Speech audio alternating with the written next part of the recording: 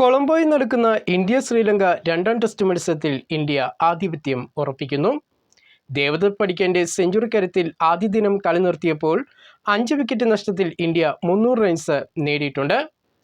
Devadath പടിക്കലിന് പുറമെയായിട്ട് India ക്യാപ്റ്റനായ Shubman ഗില്ലിന്റെ അർദ്ധ സെഞ്ചുറിയും opener Yashasvi ജയ്സ്വാളും ഓൾറൗണ്ടറായ Ravindra ജഡേജയും മികച്ച ഇന്നിംഗ്സാണ് കളിച്ചത്.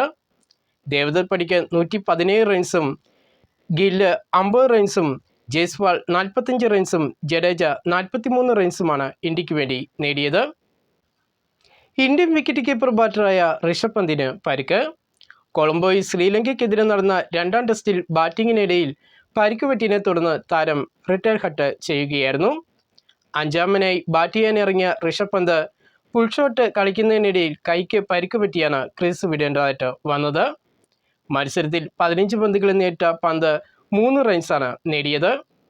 ശ്രീലങ്കയ്ക്കെതിരെ നടക്കുന്ന കൊളംബോ ടെസ്റ്റിൽ ചരിത്ര നേട്ടം സ്വന്തമാക്കിയിരിക്കുകയാണ് ഇന്ത്യൻ സ്പിൻ ഓൾറൗണ്ടറായ രവീന്ദ്ര ജഡേജ.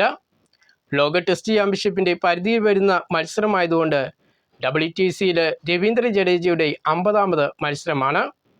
ഇതോടെ WTCയിൽ 50 മത്സരങ്ങൾ കളിക്കുന്ന ഇന്ത്യയുടെ ആദ്യ താരമെന്ന റെക്കോർഡാണ് രവീന്ദ്ര ജഡേജ സ്വന്തമാക്കിയിരിക്കുന്നത്. ഇന്ത്യൻ സൂപ്പർ താരങ്ങളായ രോഹിത് ശർമ്മയ്ക്കും വിരാട് കോഹ്ലിക്കും WTCയിൽ 48 മത്സരങ്ങളെ കളിക്കാൻ കഴിഞ്ഞിട്ടുള്ളൂ. ഇന്ത്യൻ ഇതിഹാസ താരങ്ങളായ സച്ചിൻ തെണ്ടുൽക്കറും വീരേന്ദ്ര സെഹ്വാഗും ഉൾപ്പെടുന്ന റെക്കോർഡ് പട്ടികയിൽ ഇടം പിടിച്ചിരിക്കുകയാണ് ഇന്ത്യൻ ക്യാപ്റ്റനായ ശുഭ്മാൻ ഗിൽ.